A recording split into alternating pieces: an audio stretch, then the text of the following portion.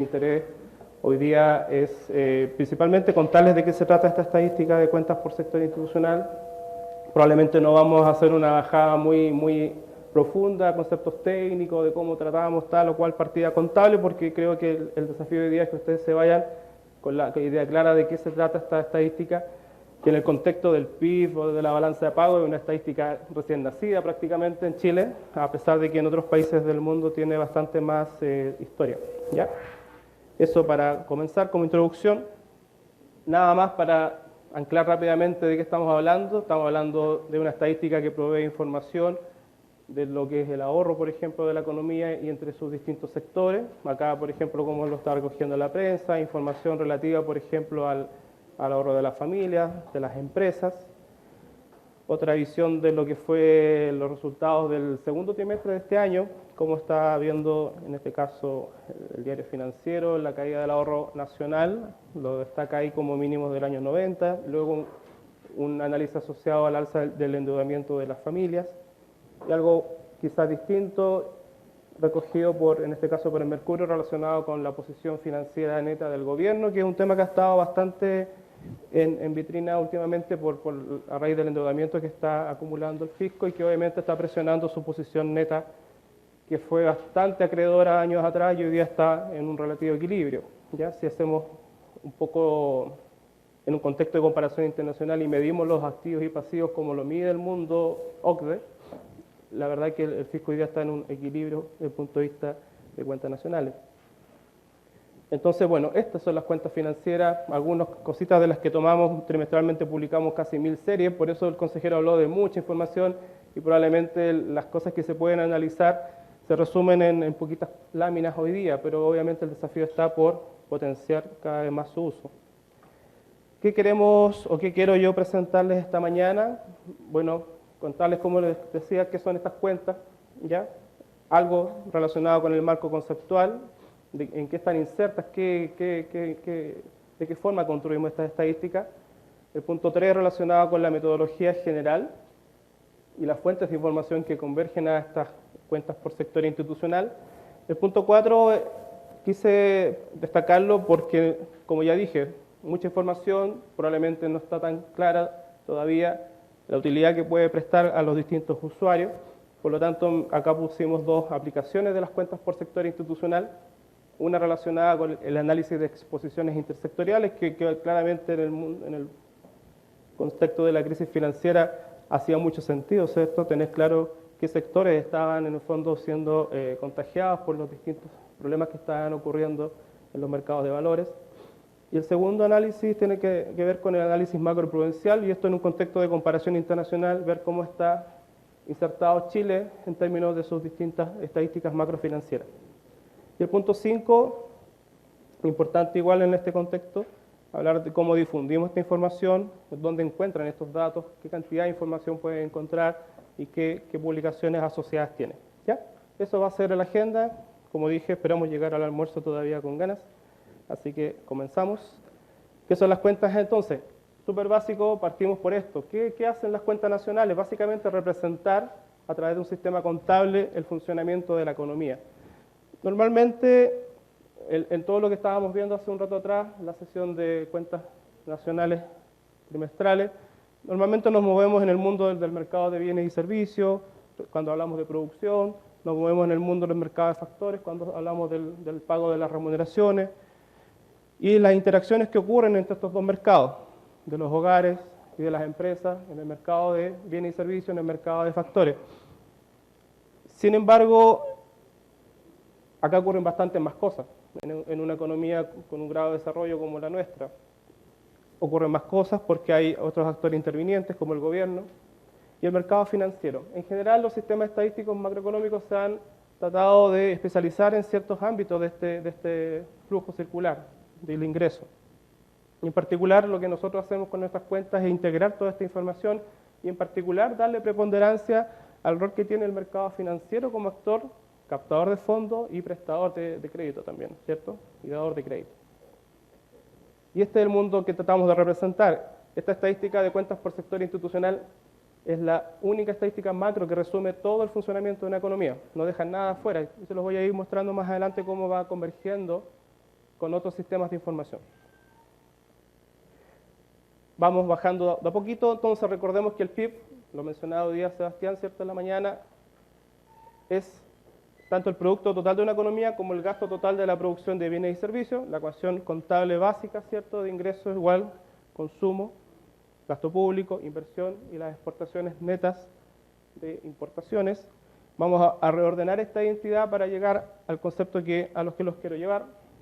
Tenemos acá el ingreso descontado todos los gastos, salvo el capital, lo que nos da cierto espacio a reconocer el ahorro de la economía que financia la inversión. Ya lo que hacemos es descontar en la parte izquierda al producto de la economía todos los gastos de consumo de las familias, de las compras del Estado y las compras netas al exterior. Lo que va quedando, por lo tanto, es el ahorro nacional, que finalmente es el que permite financiar la inversión, que es el concepto contable básico que tratamos de representar en nuestra contabilidad nacional.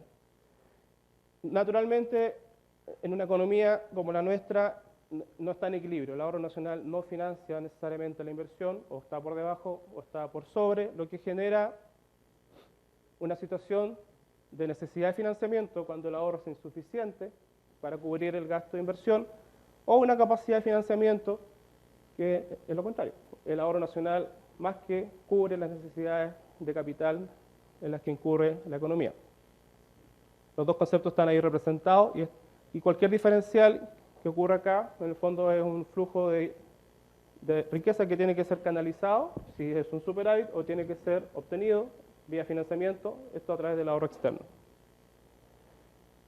Entonces, la necesidad o capacidad de financiamiento necesariamente, como ya dije, tiene un reflejo en lo que está ocurriendo desde la óptica financiera, desde la óptica de la adquisición de activos y la emisión de pasivos. Por lo tanto, nuestra economía actualmente está en un déficit de cuenta corriente, una necesidad de financiamiento, y eso ha estado asociado necesariamente a un flujo de financiamiento que ha sido bastante importante en los últimos años, por parte del gobierno, por parte de las empresas.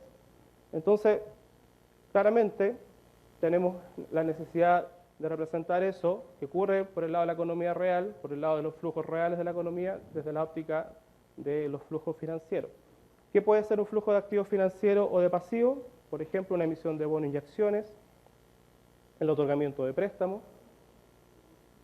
En el caso del mundo comercial, de la industria, por ejemplo, dar o recibir crédito a o de proveedores también es una forma de financiamiento y generar un flujo de financiamiento entre las empresas.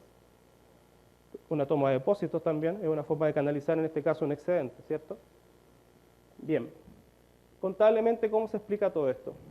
Y voy a la contabilidad porque vamos a comentar más hacia adelante que básicamente nuestras cuentas institucionales se hacen con información contable, ¿ya? Entonces, con todo lo que les acabo de mencionar hasta ahora, ¿cómo se explica contablemente? Una visión simplificada de un balance muestra que los activos son iguales al pasivo más el patrimonio. Esa es la estructura básica de un balance cualquiera. Vamos a generar una primera apertura. Tenemos que los activos de una empresa, por ejemplo, es equivalente a sus activos financieros y sus activos no financieros. Estamos hablando, por ejemplo, de las plantas y equipos. Mientras tanto que los pasivos, en particular el patrimonio, lo podemos descomponer en un patrimonio que vamos a denominar financiero, que sería el aporte inicial de los dueños, y un patrimonio no financiero, que vamos a decir a continuación qué es. Vamos a reordenar esta formulación. Vamos a dejar hacia el lado izquierdo todo el mundo financiero, de los activos, pasivos y patrimonio estrictamente financiero, y al lado derecho de ustedes, ¿cierto?, lo no financiero, en este caso el patrimonio y los activos no financieros. Vamos a generar una diferencia de estas variables, supongamos de un trimestre a otro, y este flujo que estamos representando acá ya está alimentando los conceptos macro que yo recién estaba mencionando hace unos minutos. Por el lado del flujo del patrimonio no financiero, esto no es otra cosa que el ahorro. Cuando una empresa acumula utilidades, lo que está haciendo es un ahorro, ¿ya? Y esta forma de representarlos es a través del patrimonio no financiero de las utilidades acumuladas.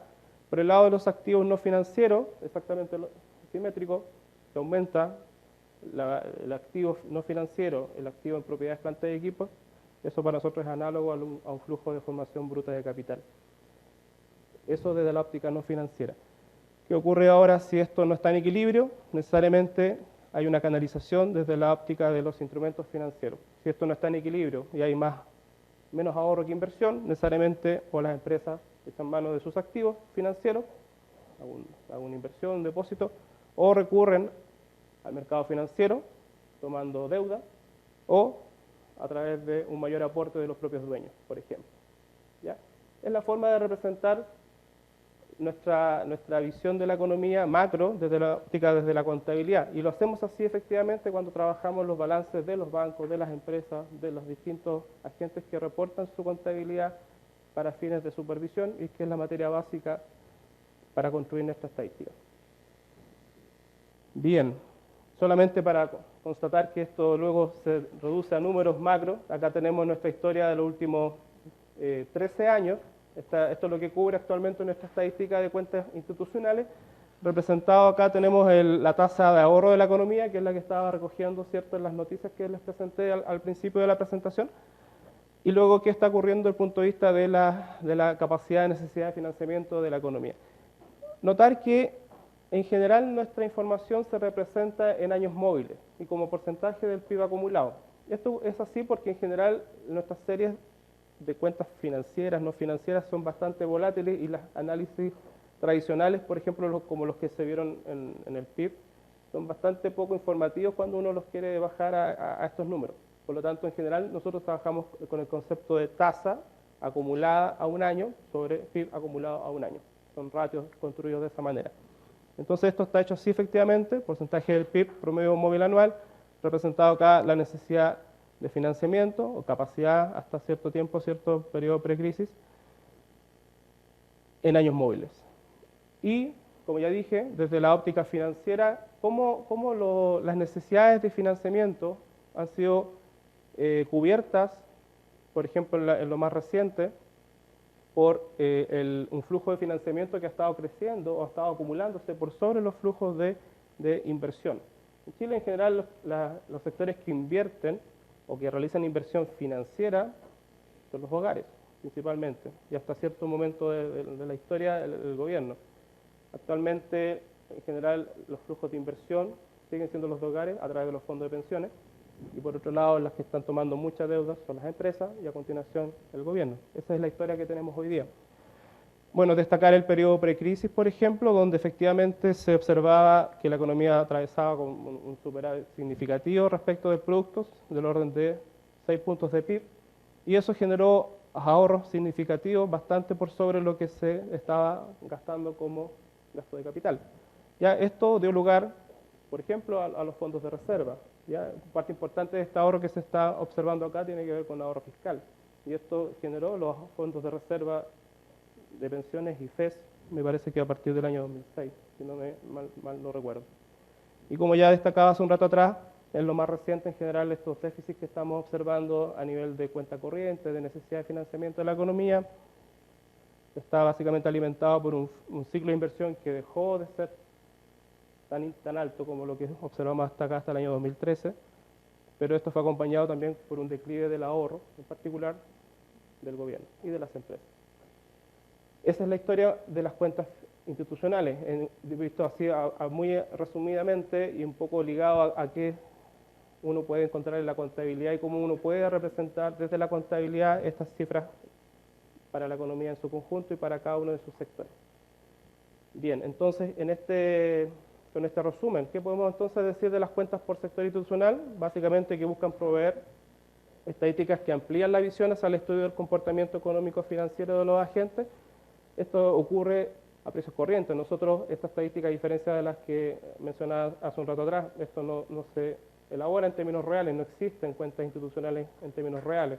Hay experiencias que buscan representar el ingreso disponible de la familia en términos reales, por ejemplo, y es válido, pero pensar en un flujo financiero a precios del año anterior, eso no tiene mucho sentido. Entonces esta estadística se representa de forma nominal a precios corrientes, tal y como ocurren las transacciones en la vida real. Esa es la realidad de nuestro trabajo. Luego estas cuentas ofrecen datos exhaustivos sobre las operaciones financieras y no financieras de hogares, empresas, instituciones financieras y el gobierno, y entre estos y el resto del mundo. Acá se representa todo lo que está ocurriendo desde el punto de vista sectorial, y los sectores que destacamos son estos. Nosotros no hablamos de agricultura, pesca, industria, EGA. Esos sectores de alguna forma están insumidos dentro de estos sectores que llamamos institucionales. Una empresa puede estar en el rubro o en la actividad industrial, en comercio y en alguna actividad de servicio, y para nosotros sigue siendo una empresa. Es la óptica a partir de la cual obtenemos su información. Nosotros no tenemos una contabilidad de la empresa industrial, de la empresa comercial y de la empresa de servicio. Nosotros tenemos la contabilidad de la empresa como un todo. Y para esa empresa como un todo construimos esta estadística. ¿Ya? Esa es la gran diferencia quizás con lo que se observa desde el punto de vista de la actividad o del PIB. ¿Qué más?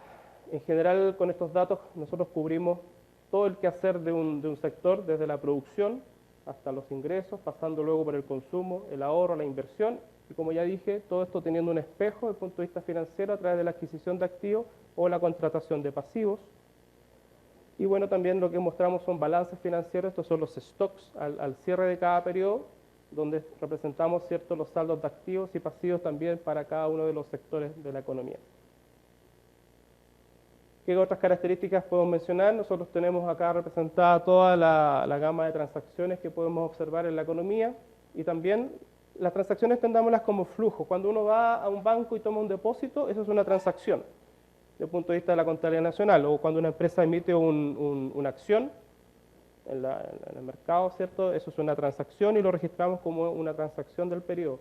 Si esa acción de un periodo a otro aumenta su valor, producto del apetito por ese papel, eso para nosotros va a ser otro flujo desde el punto de vista de las cuentas, lo que llamamos revalorizaciones. ¿Ya? Lo mismo si yo tomo un depósito en UF, y ese depósito en UF obviamente gana por el cambio que ha tenido la inflación en el tiempo, esa ganancia está asociada a la indexación y no a una operación que ha realizado, en este caso un hogar, en un banco, por ejemplo. Entonces, hacemos esa separación. ¿Cómo lo hacemos? En base a la contabilidad que proveen los propios bancos, por ejemplo. Otro elemento interesante es que toda esta información, en la medida que exista un mercado de referencia, la disponemos a precios de mercado. Todas las posiciones en acciones, bonos, depósitos, todo está a precios de mercado. ¿Ya? Por lo tanto, hace una diferencia probablemente con la contabilidad de los pasivos de las empresas. Por ejemplo, uno ve un balance de las empresas emisoras de valores, tantos miles de millones de pesos en bonos. Eso puede estar por debajo o por sobre nuestra estadística, dado que nosotros ajustamos a precios de mercado lo que las empresas en su contabilidad están reconociendo como pasivos. Bueno, ya lo dije también, nuestra estadística tiene una frecuencia trimestral. Esto lo comenzamos a hacer hace 5 años atrás, antes era anual. Tenemos también disponible información que permite identificar las contrapartidas sectoriales para determinados instrumentos financieros. Podemos decir quién le debe a quién en términos de préstamos y quién tiene qué en términos de depósitos. Eso es lo que se llama en la literatura la matriz de hum to hum, saber quién tiene qué en el mercado financiero. Otro elemento relevante es que nuestras estadísticas son consistentes con otras estadísticas de base, lo que yo dije hace un rato atrás. O sea, nuestra estadística resume todo lo que está ocurriendo en la economía desde el punto de vista de las interacciones que existen entre los sectores de la economía y entre la economía en su conjunto con el sector externo.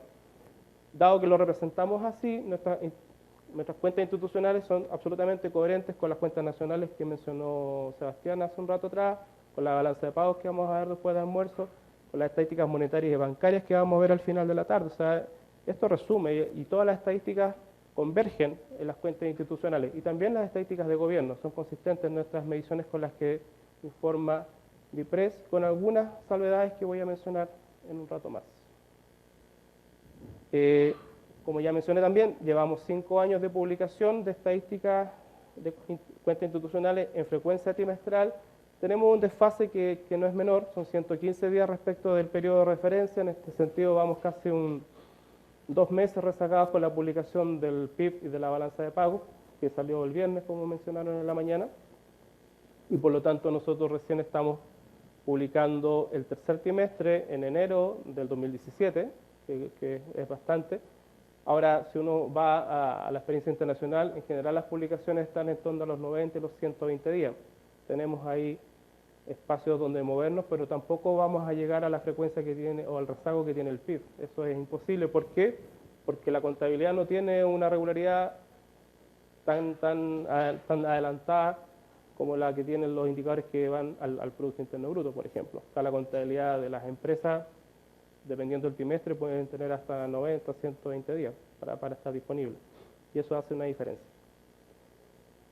Y bueno, todas estas estadísticas forman parte de las recomendaciones estadísticas de organismos internacionales post-crisis financiera. Y eso es importante porque en general hoy día hay una recomendación de parte de los organismos internacionales, el Fondo Monetario, la OECD, de que los países elaboren cuentas institucionales trimestrales, idealmente, o anuales, en lo posible. ¿Ya? Y es parte de las exigencias para los países que hoy día reportan su información al Fondo Monetario, por ejemplo. Entonces, hay una esperanza de que aquí al 2019 muchos más países estén haciendo esta estadística. Y acá el dato es que básicamente a nivel latinoamericano somos los únicos que estamos elaborando cuentas trimestrales de los sectores institucionales. Y a nivel del G20 hay países que todavía no las tienen. Entonces, en general, como ya lo he dicho bastante, estamos en esta estadística que tiene un uso relativamente bajo, porque igual está enfrentado a todavía pocos países la están haciendo. La comparación internacional todavía es pobre. Resumiendo, en general los conceptos que encontramos en las cuentas por sector institucional son estos, se pueden dividir en dos grandes mundos. Primero las cuentas financieras y las cuentas no financieras. Cuando hablamos de cuentas institucionales tenemos que pensar en estos dos mundos. En general los bancos centrales en los países que hacen estas cuentas hacen las cuentas financieras y los INE se encargan de las cuentas no financieras. Es una realidad que es muy común en la mayoría de los países. Como Banco Central, teniendo las cuentas nacionales acá, era relativamente natural también abordar el concepto integrado de cuentas por sector institucional. ¿Y cuáles son los conceptos que vamos a encontrar acá? Ya los he ido mencionando. Desde el punto de vista no financiero, todo lo que es el ahorro, el ingreso disponible, la capacidad de necesidad de financiamiento de los distintos sectores. Desde la óptica financiera, todo el mundo de las transacciones financieras, los balances, todos los conceptos asociados a ratios de deuda, de riqueza, por ejemplo, que es una temática que no era posible de reconocer hasta antes que se publicara esta información. El concepto de riqueza de los hogares, por ejemplo, es algo que se instaló a partir de la publicación de estas cifras, riqueza financiera, estoy mencionando. En las cuentas por sector institucional convergen grandes bloques de información, transacciones con el exterior, todos los estados financieros derivados de la supervisión, la estadística de finanzas públicas y una diversidad de registros administrativos. Todo esto converge en un informe trimestral que muestra la evolución del ahorro, la inversión y el financiamiento sectorial, y también disponible en todas las estadísticas que el banco dispone, ¿cierto?, en la base de datos estadísticos, y también esto está disponible en los bancos de datos de organismos internacionales como la OECD y el Fondo Monetario. En general, hay bastante información disponible y lo que dijo el consejero es muy real, mucha información, probablemente quizás en exceso, pero es el estándar que tenemos para construir esta información.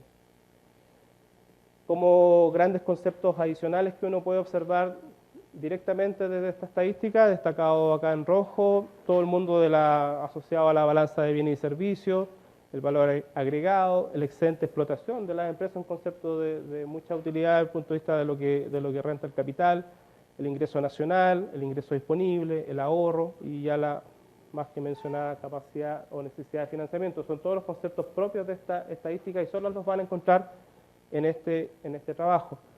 Desde el punto de vista financiero, en general, estas son las categorías de instrumentos con las que trabajamos para representar la inversión financiera y el financiamiento que realizan los distintos sectores. Trabajamos con el concepto de ORIDEC, que es un instrumento que involucra básicamente a los bancos centrales con el Fondo Monetario, efectivo de depósitos, del mundo de los bonos, préstamos, acciones y todo lo relacionado con la seguridad social, todo lo que tiene que ver con fondos de pensiones y seguros, ¿ya? Y también están las otras cuentas que en el caso de las empresas está relacionado con el crédito comercial, por ejemplo, el crédito a proveedores.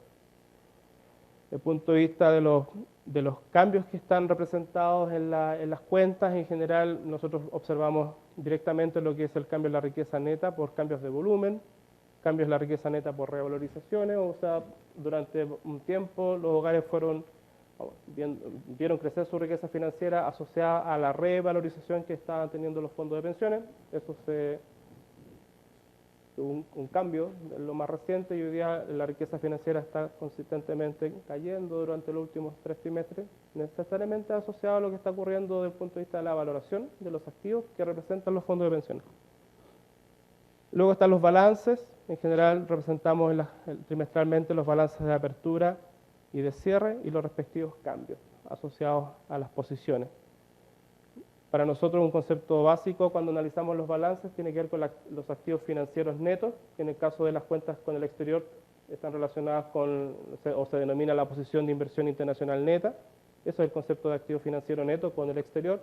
En lo interno, para cada sector, este concepto de adquisición financiera neta tiene que ver con riqueza al final del día, riqueza neta. Lo que queda descontando activos con pasivos. Vamos al marco conceptual. No sé si tienen alguna pregunta, voy muy rápido. Acá tienen una.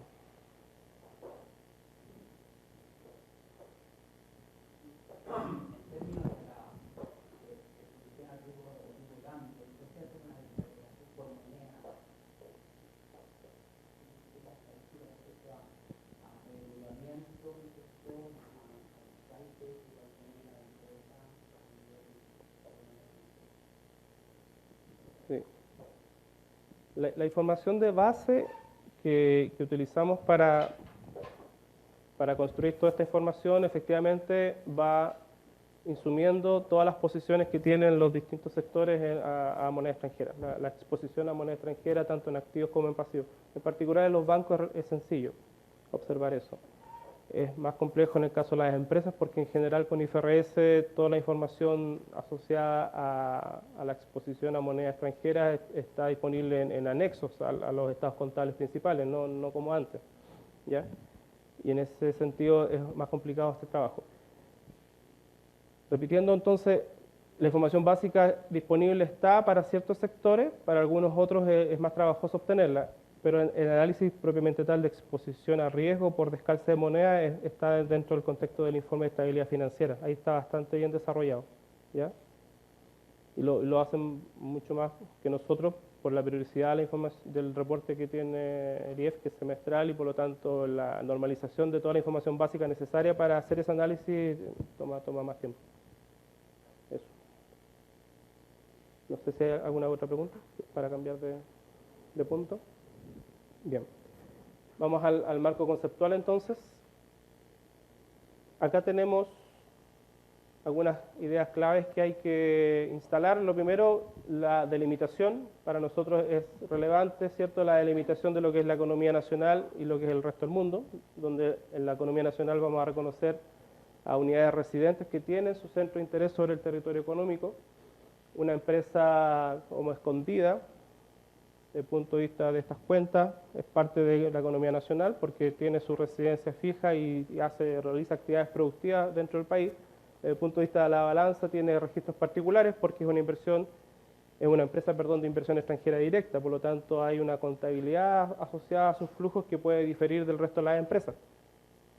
Entonces, ojo con eso, o sea, dependiendo un poco en el sistema de información en el que uno se posicione, van siendo incorporadas ciertas características en cuanto al tratamiento de los datos de cada tipo de empresa.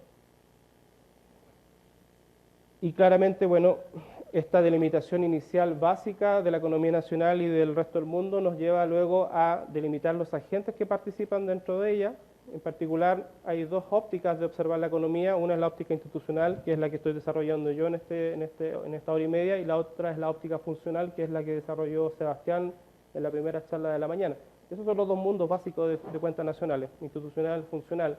Si quieren buscar el PIB, en ambos lados lo encuentran, en uno desde una óptica de la industria, de la pesca, de EGA, desde el punto de vista de nosotros, desde el punto de vista de los sectores institucionales, cuánto aportan al producto las empresas, los hogares, el gobierno.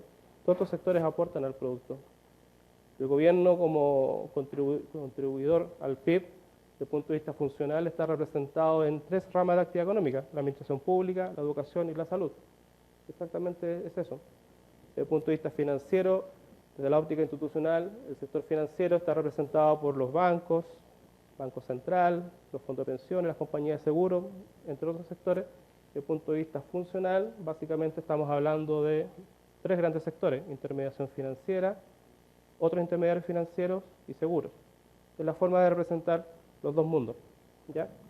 Ambos tratando de medir lo mismo, con la diferencia que de la óptica institucional vamos más allá de la producción, como lo he ido señalando durante este rato. Entonces tenemos acá las principales agrupaciones de sectores y subsectores. En particular destacamos las sociedades no financieras. Es importante acá decir que dentro de las sociedades no financieras o empresas no financieras nosotros estamos incluyendo a las empresas públicas, por ejemplo, Codelco, ENAP, el Metro, está todo acá incorporado como empresa productiva, empresas del sector real, junto con la TAM, junto con las empresas que ustedes quieran, están acá incorporándose, aun cuando su compilación es separada, luego la difusión de esa información es conjunta y dentro de este mundo de las empresas no financieras. Desde el punto de vista de las instituciones financieras, tenemos una desagregación que representa por separado al Banco Central, a los bancos comerciales y cooperativas, las compañías de seguros. Acá incluimos las ISAPRES, por ejemplo, como parte del sistema de seguros que tenemos, es un seguro más la ISAPRE en ese sentido. Y los fondos de pensiones, donde también estamos incluyendo acá los seguros de cesantía, ¿ya? Sumando a los fondos de pensiones. Y luego hay una gama de sectores muy importante, que son los otros intermediarios financieros, OFIS, les decimos se dice en inglés. Y acá, dentro de lo importante, están los fondos mutuos, por ejemplo, los fondos de inversión, y luego otros tipos de intermediarios como las compañías de leasing, factoring, las securitizadoras, las sociedades de apoyo al giro bancario, por ejemplo, también están consideradas acá, sociedades de inversión, etc. Acá el detalle es importante, y en general la información básica también es importante porque proviene de la supervisión que realizan las distintas superintendencias que existen en este país. El gobierno general, luego, es otro sector importante. En la mañana hubo una pregunta sobre la cobertura. Desde el punto de vista de las cuentas institucionales, se agrega al gobierno central, que es la estadística base que publica la Dirección de Presupuesto, todo lo relacionado con los municipios, que es información que nos provee la Contraloría General de la República, y también hay mediciones relacionadas con las universidades del Estado, que también son parte de la definición de gobierno general de acuerdo a nuestra definición de gobierno general. Perdón. Está también los hogares y las instituciones sin fines de lucro al servicio de los hogares. Si bien estos son dos sectores separados, en nuestra representación trimestral de este trabajo los presentamos como un solo sector.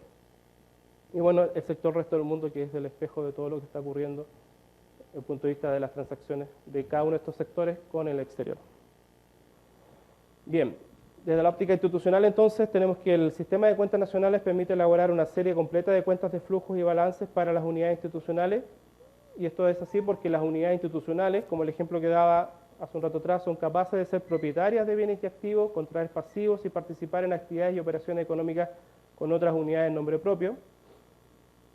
Estas unidades son las que disponen de una contabilidad completa y gozan de autonomía de decisión en el ejercicio de su actividad principal. Eso es relevante porque cuando hablamos de establecimientos, cada uno de esos establecimientos no tiene autonomía de decisión, no lleva una contabilidad completa.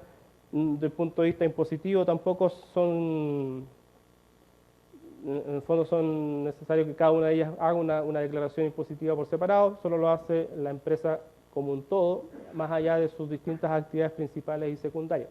¿Ya? Por lo tanto, nuestras cuentas se hacen para la empresa que reúne todos estos establecimientos.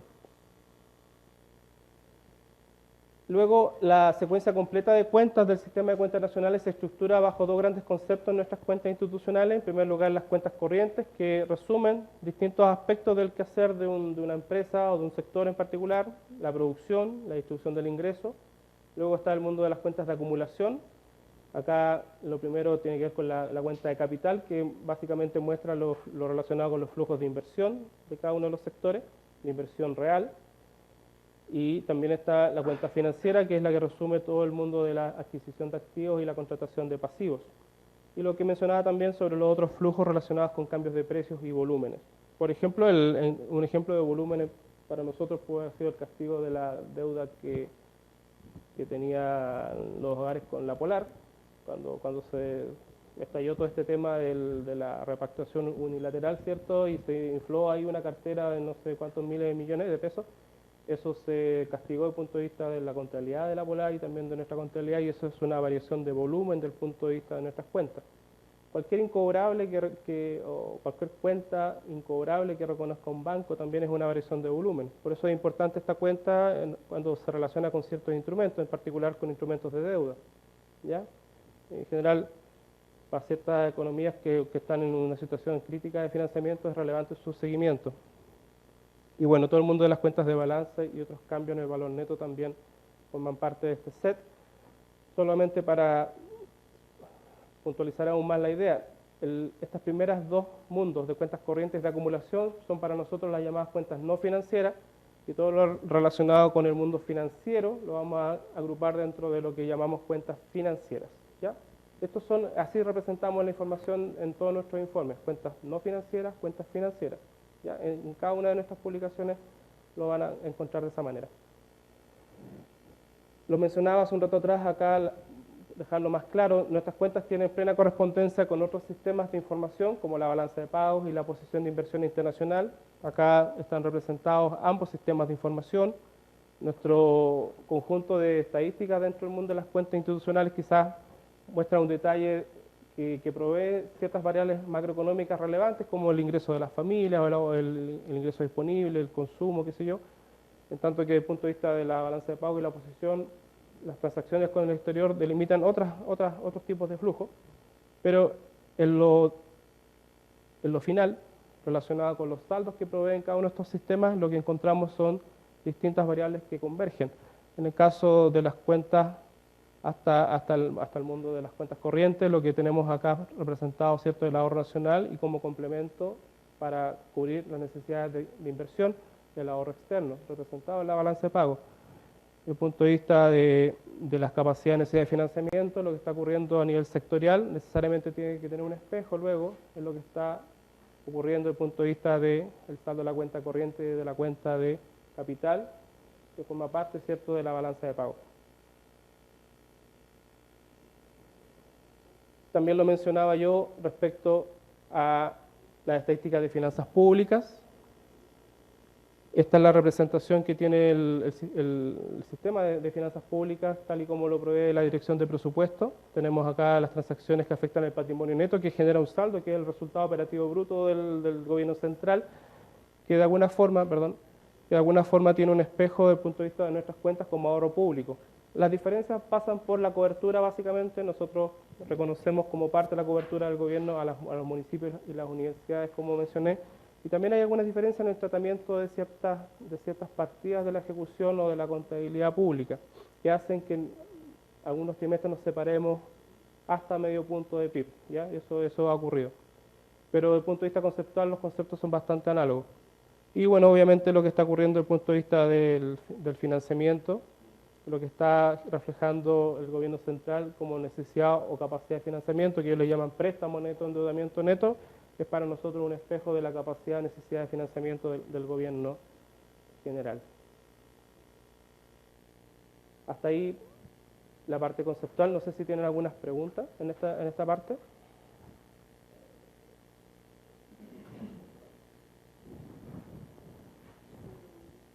Dale, sí.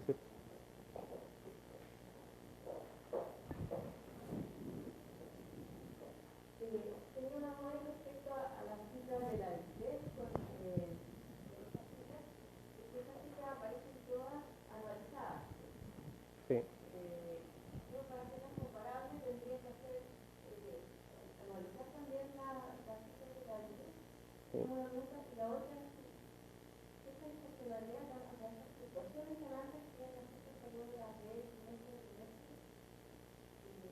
¿tienen alguna causa que se puede determinar? No sé si fue por problemas de registro, que igual se sale a crecer en un periodo que no se ve en otro. Ya, solo lo primero. Hay las cifras trimestrales, si bien son similares, hay diferencias, por ejemplo, relacionadas con el registro del IVA, por ejemplo, que en el caso de la Dirección de Presupuesto, de la ejecución presupuestaria, es un registro de caja, ¿cierto?, de recaudación. Y en el caso nuestro es de devengo, porque es un IVA que necesariamente es consistente con el consumo que estamos reflejando en las cuentas trimestrales que mencionaba Sebastián hace un rato atrás. Entonces, nuestro cálculo de IVA es un cálculo consistente con el consumo privado que están teniendo las familias trimestre a trimestre. Y responde, por lo tanto, a la estacionalidad de ese consumo, que va a ser alto, por ejemplo, en el cuarto trimestre a raíz de todas las compras de fin de año. En cambio, la recaudación te va a reflejar un incremento importante en enero, porque ahí se declara la facturación de diciembre. Entonces, eso hace una diferencia en cuanto al registro o a la comparación trimestre a trimestre, en tanto que el análisis en años móviles lo soluciona de alguna forma. Respecto de la volatilidad, yo efectivamente hay bastante de eso, efectivamente de la oportunidad del registro, que efectivamente pueden darse situaciones donde tratamos de imputar ciertas cosas que no necesariamente la contabilidad lo refleja en el mismo momento del tiempo. Estoy pensando, por ejemplo, en el cambio de flota del LAN, que fue importante hasta cierto momento del tiempo, y la contabilidad no necesariamente llevaba el mismo ritmo de adquisición. A lo largo de varios trimestres tú veías que las cifras convergían, pero trimestre a trimestre no necesariamente eran exactamente lo mismo. Y eso es un ejemplo súper concreto de lo que sí tenemos que meter en la inversión del país, que luego la contabilidad no necesariamente lo representa igual. ¿Ya? Entonces hay harto de registro en la contabilidad, el gobierno hace lo propio en cuanto a cómo va incorporando ciertos gastos, ciertos tipos de inversiones, que muchas veces nos complican un poco en la conciliación que finalmente tenemos que hacer con ellos. Eso. ¿Algo más?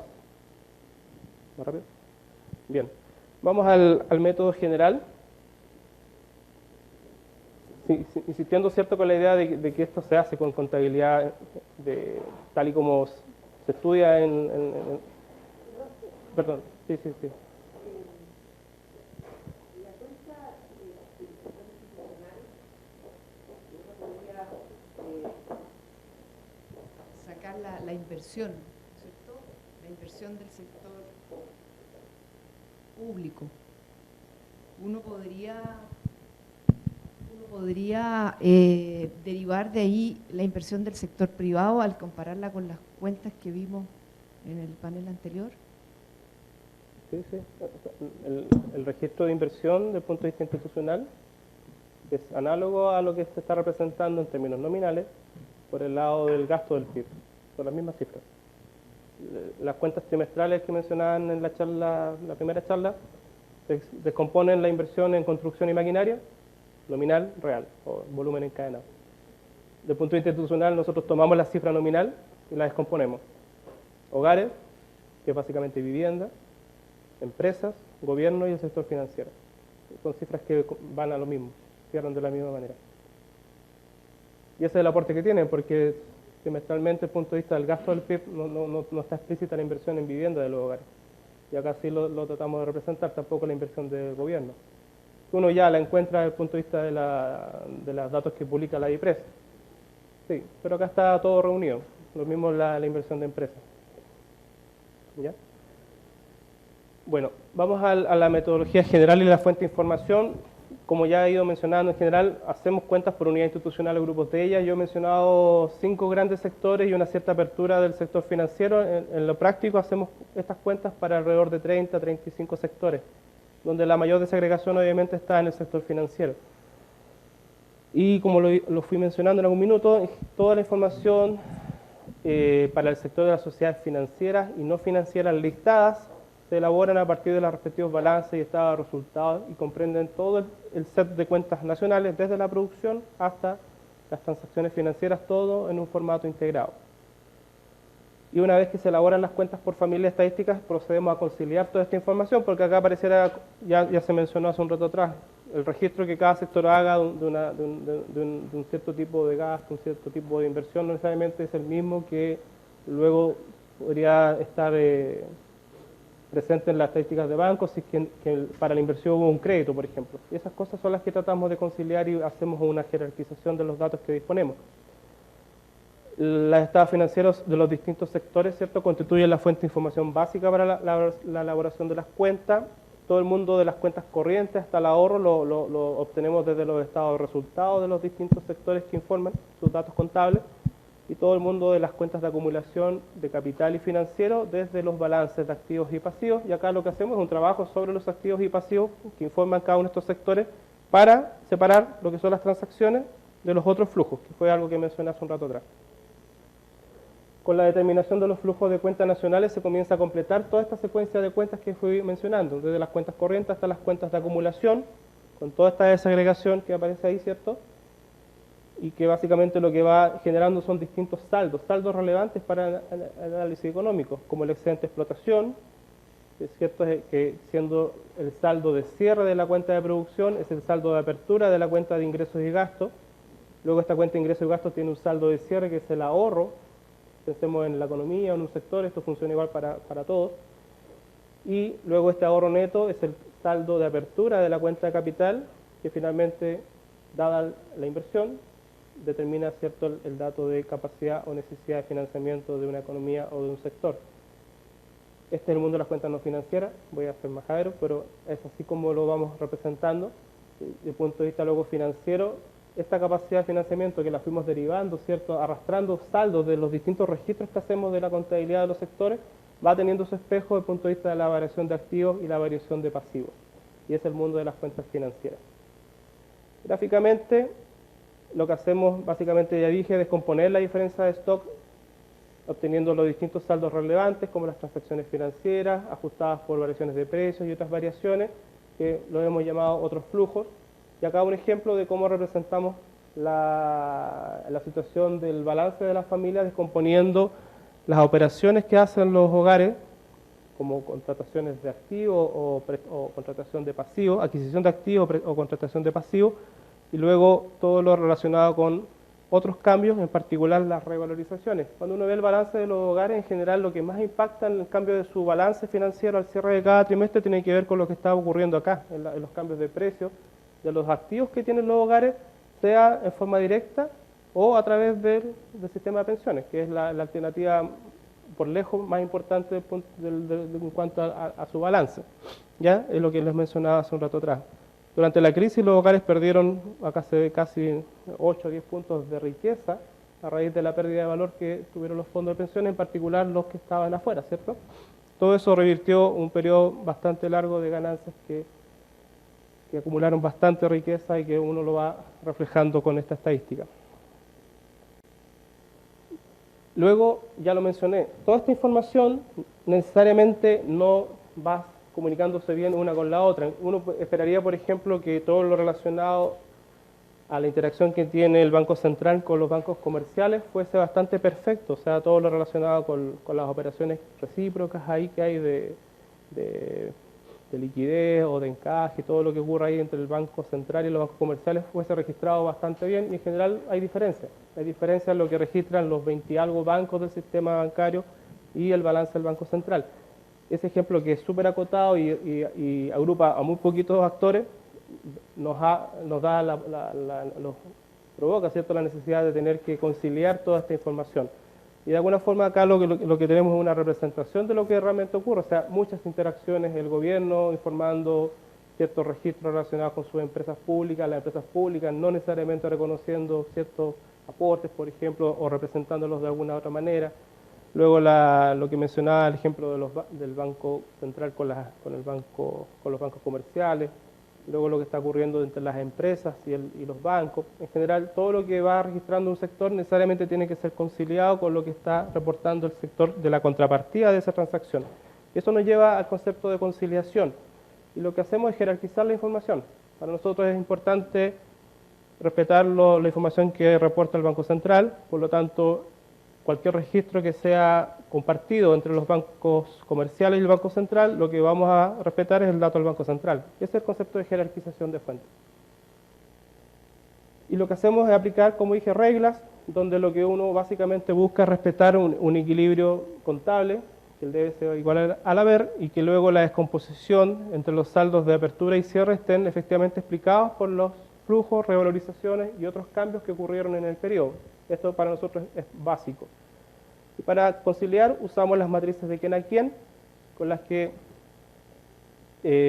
podemos completar, ¿cierto?, la información que no está disponible, y también y esto se va completando con la información que van reportando otros sectores. Por ejemplo, puedo pensar de dónde sale el balance de los hogares. Nosotros no le hacemos un balance de los hogares, lo más cercano a algo así es la encuesta financiera de los hogares. Y si alguno se aventura a medir la información agregada disponible desde esa encuesta, va a encontrar diferencias enormes con lo que luego estamos nosotros registrando como activos y pasivos de los hogares. Entonces, ¿de dónde sale el balance de los hogares? Información de contrapartida. En ese sentido, los hogares no tienen ninguna jerarquía desde el punto de vista de las fuentes de información, porque todo lo que converge a su balance es información donada por los distintos sectores con los que hogares interactúan. Bancos comerciales, fondos de pensiones, compañías de seguros, etcétera, etcétera. Y bueno, ya lo mencioné, reglas de decisión. Acá está el ejemplo del Banco Central. Acá, esta es una matriz de conciliación muy pequeña, donde tratamos de representar acá la exposición que tienen los sectores captadores de depósitos con los sectores depositantes, ¿ya? Esta es la información inicial. Tenemos acá el sector institucional que informa, en este caso, el activo, y el sector institucional que informa el pasivo.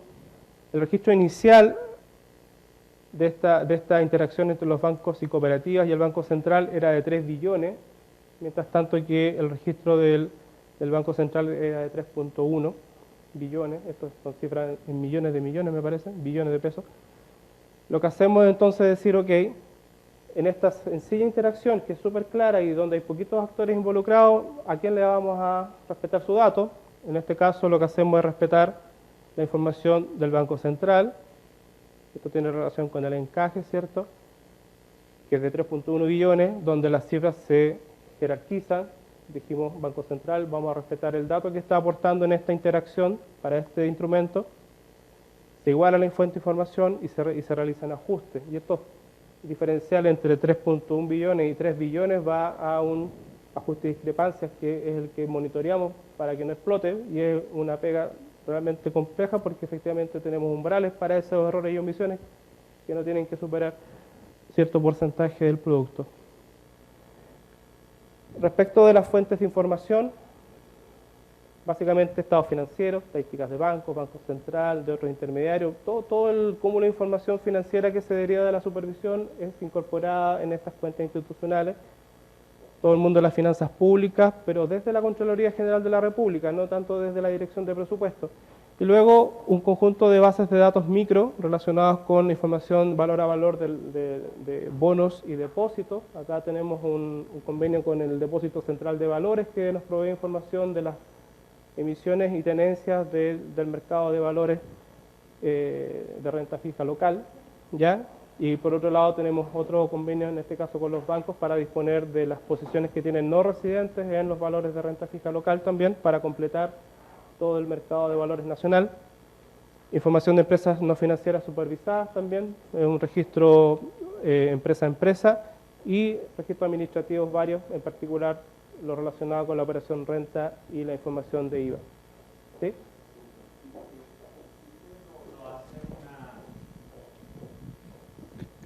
¿No tratan de hacer un seguimiento o una pesquisa de por qué se producen estas diferencias? O sea, más allá de jerarquizar la fuente. O sea, sí. La verdad que cuando uno... Perdona, o dicho de otra forma, ¿por qué se producen estas diferencias? O sea, si el Banco Central registra 3,1 billones, ¿por qué las sociedades tendrían interés en registrar menos o una cantidad distinta, digamos? Tiene que ver harto con el momento de registro y hay ciertas normas contables internas que en algunos sectores se observan de cierto registro, de cierto tipo de partida. En general esa hay una diferencia acotada, tenemos diferencias importantes. La pesquisa no es trivial y la hicimos cuando montamos todo este sistema de cuentas.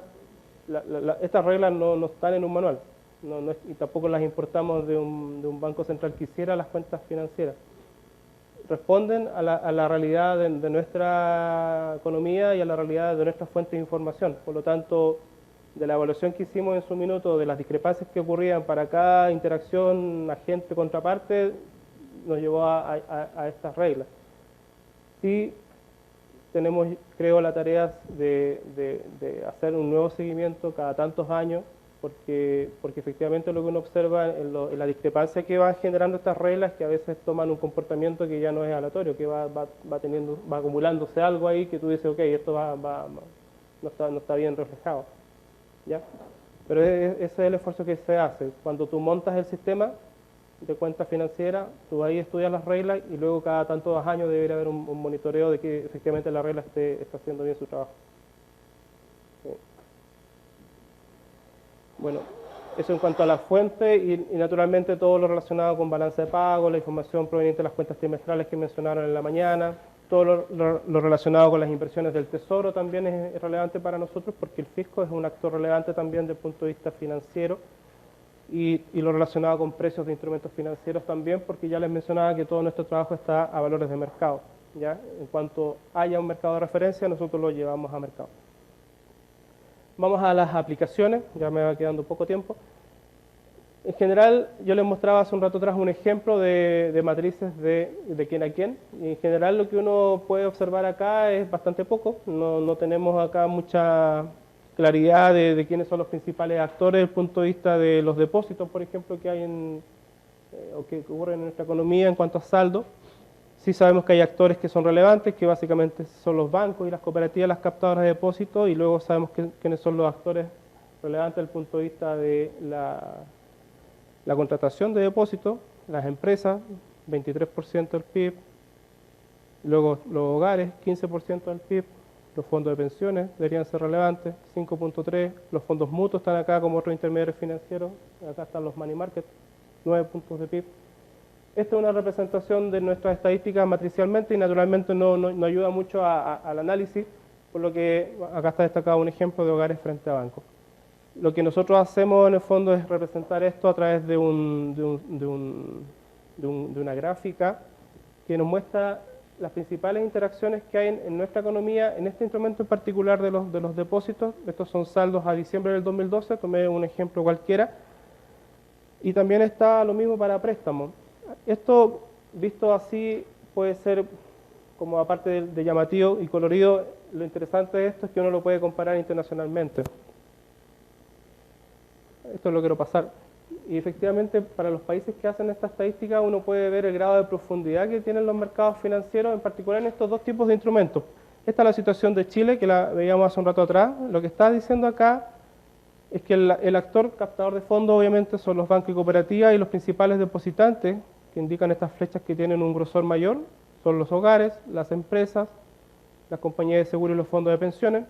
El color indica si es un activo o un pasivo. Naturalmente los depósitos son activos de los actores depositantes y son pasivos del captador de los fondos. Y en general es una matriz bastante sencilla cuando la comparamos, por ejemplo, con lo que están representando los países en estas cuentas, los países de la eurozona. En los países de la eurozona, acá no lo destaqué, pero esta circunferencia sobre el nodo de banco, lo que está representando son los depósitos interbancarios, ¿ya? Que son bastante acotados en nuestro país, mientras que acá apenas aprecia, ¿cierto?, este óvalo sobre el nodo.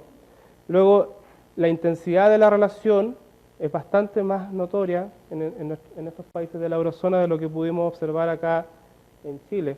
Esto habla de profundidad del mercado desde el punto de vista de los depósitos. Esto mismo lo podemos ver para los préstamos. Acá tenemos la situación de Chile, la situación de los países de la eurozona. Exactamente lo mismo, el tamaño del mercado del crédito de la eurozona probablemente casi es el doble de nuestro mercado. Y luego las interacciones que hay al interior de la economía son bastante más que las que podemos observar en nuestra economía. Desde el punto de vista del crédito es bastante más sencilla. El crédito básicamente lo otorgan los bancos o proviene del resto del mundo. En tanto que en economías desarrolladas el crédito fluye de distintos sectores dentro de las empresas, dentro del gobierno. Es un actor también que es relevante desde el punto de vista del crédito. Hay crédito dentro del sector gobierno también, algo que no necesariamente se observa de acuerdo a nuestra medición de las cuentas. Esa es una forma de representar las exposiciones que hay en nuestra economía y luego en un contexto internacional. Sí. Para el caso de Chile, en ninguno de los dos gráficos hay una interacción entre las compañías de seguro y fondos de pensiones con el resto del mundo y también otras instituciones financieras con el resto del mundo. No hay ninguna... Esto. Estoy pensando en las inversiones que hacen las FP afuera, las mismas compañías de seguro afuera Sí, y que hacen los fondos mutuos, digamos, en general. Sí, pero ok. En crédito no tendría por qué, pero en depósito podría pensar que sí en el exterior, pero en general lo que uno observa en el exterior son participaciones en forma de cuotas, no de depósitos propiamente tales. Ya, entonces, desde el punto de vista de la categoría del instrumento, no cabría acá ese tipo de inversión, principalmente cuotas en el exterior. Esta es la realidad. Y acciones. Cuotas y acciones. Es renta variable y fija, pero a través de cuotas. ¿Ya? Bueno, esa es una aplicación concreta de cómo observar las exposiciones intersectoriales y cómo también seguirlas a través del tiempo. Yo creo que en ese sentido esto es una ayuda para el monitoreo de algo que fue relevante durante la crisis, de que efectivamente qué sectores estaban siendo estaban más expuestos a lo que estaba ocurriendo en la banca, por ejemplo, en Estados Unidos. Otra aplicación de las cuentas tiene que ver con el análisis macroprudencial, que es básicamente un monitoreo de los principales indicadores macro que estamos entregando con nuestros datos en un contexto también internacional. Acá los elementos base tienen que ver con que el apalancamiento de empresas y hogar y el estado de las finanzas públicas son temas relevantes en el análisis de estabilidad financiera. En efecto, uno de los ingredientes de la estabilidad financiera es el seguimiento y la supervisión del apalancamiento sectorial y de la tenencia de activos por parte de los diferentes agentes. Y la comparación internacional es un punto de referencia clave para la evaluación. O sea, acá uno como que bajan bastante las expectativas porque normalmente se habla de la deuda fiscal como tema, de la deuda de hogares, lo representé con esa intención al principio de mi presentación, como que se levantan ciertos temas, pero cuando uno ya los relativiza en un contexto internacional, como que se da cuenta que en general hay espacio todavía para que esas cifras puedan incluso seguir creciendo, pero bueno, no es una forma de verlo. Acá tenemos el ejemplo de los hogares en cuanto a su ratio deuda-PIB, y lo que tenemos acá es que la evidencia internacional muestra una dispersión significativa en el endeudamiento de las familias y la que es persistente en el tiempo. Tenemos 2 puntos, 2008-2013, tenemos a Chile en el primer tercio de la distribución, con una deuda en esa época en torno a 40 puntos de PIB, poco por debajo de 40 puntos de PIB. Y lo interesante de esto es la dispersión, o sea, efectivamente economías europeas desarrolladas con ratios de deuda PIB de 140 puntos, que en general, esto es antes y después de la crisis, algunos países mostraron un declive en estas relaciones de deuda a PIB, mientras que otros la siguieron aumentando. Nuestro país respondió reduciendo la deuda PIB en estos 2 puntos de la historia, pero vamos viendo en lo más reciente que esto volvió a recuperarse. Esta otra forma de observarlo, en general, acá se observa que los hogares chilenos no parecen excesivamente endeudados de acuerdo a esta medida o de acuerdo a este contraste internacional. Estamos acá en una relación similar a países como Polonia, Hungría, Eslovenia, República Checa, que desde el punto de vista incluso del ingreso per cápita son bastante más parecidos que bueno, todos los otros que están acá en la distribución de los datos. Otra forma de observar la deuda de los hogares tiene que ver con su relación a los activos que tienen los hogares, y acá nuevamente Chile aparece con un panorama similar a lo que estábamos observando hace un rato atrás, en general bastante hacia la derecha, los países con menor ratio deuda activos, perdón. Que acá se ha hecho, no lo quise hacer, pero se ha hecho un ajuste a esta comparación porque efectivamente cuando uno descuenta del balance de los hogares todo lo relacionado con el sistema de pensiones, probablemente esta métrica se deterioraría bastante, porque en general si uno ve el balance de las familias está básicamente explicado por lo que está ahí depositado en el sistema de pensiones, más lo que está como reserva técnica de seguro asociado a renta vitalicia. Entonces, ojo con eso, probablemente este indicador podría ser bastante más sensible a la realidad nuestra cuando descontamos activos que efectivamente los hogares, si bien son propios, no son de libre disponibilidad, o sea, no hay posibilidad de retirar esos fondos, ¿ya? Otra forma de observarlo en general, bastante en la diagonal, en estos dos puntos de la historia 2008-2013. Por su parte, el gobierno general tiene un muy bajo nivel de deuda bruta. Esto, si bien ha aumentado, no ha sido tanto más que lo que estamos representando acá entre el 2008 y el 2013. Y esto en el contexto de los países de la OECD. Estamos hablando de Chile, en esa época estaba en 15 puntos de producto la deuda bruta del gobierno general, y en general creciendo, al igual que la mayoría de estos países. Y porque efectivamente después de la crisis se observó que la mayoría de estas economías fueron aumentando fuera de lo que uno hubiese esperado, que efectivamente se ordenasen en cuanto al financiamiento de sus finanzas públicas, fuera de lo que uno hubiese esperado. Los países aumentaron su deuda después de la crisis, y en este caso Chile tampoco fue una excepción, pero constatar la idea que está bastante al inicio de la distribución con ratios bastante bajos. Voy al punto de la difusión. No sé si hay alguna pregunta en esta parte.